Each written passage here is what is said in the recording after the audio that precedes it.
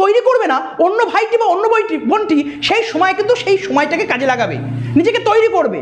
তো হাল ছেড়ো না, ধরে থাকো, লেগে থাকো, পড়ে থাকো, সফলতা আসবে। স্যার খুব নেগেটিভ ভাইব্রেশন আসছে, পড়তে পারছি না স্যার, অনেক রকম চিন্তা মাথার মধ্যে আসবে, কিচ্ছু করার দরকার নেই, কোনো মোটিভেশন দেখার দরকার নেই। আমি শুধু একটা কথা বলি, তোমার বাবা মার মুখের দিকে তাকাও। যদি তুমি বাবা মার মুখের দিকে তাকাতে পারো, তাহলে দেখবে সমস্ত নেগেটিভ ভাইব্রেশন দূরে চলে যাবে।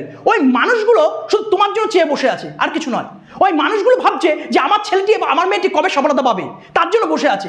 তো তাদের যে চোখে মুখে যে আনন্দ বা হাসি, সেটা যদি তুমি দেখতে চাও, তার জন্য তোমাকে পড়তে হবে। তাদের ওই স্বপ্নের কাছে তোমার নেগেটিভ ভাইব্রেশন বিগ জিরো। তা সত্ত্বেও যদি নেগেটিভ ভাইব্রেশন আছে, তাহলে তুমি তাদের অযোগ্য সন্তান। আর কি বলবো, কিছু বলার নেই। তা তোমাকে পজিটিভ থাকতে হবে, শুদ্ধ চিন্তাভাবনা নিয়ে বাঁচতে হবে, এর বাইরে কোনো কথা থাকতে পারে না। কারণ ধীমান স্যার ক্লাসে সবসময় শেখায় সে positive vibration, focused and practical, কারণ এর বাইরে কোনো কথা থাকতে পারে না। তো একটা কথাই বলবো যে কোনো টপিক, যে কোনো সাবজেক্ট তুমি যদি গল্প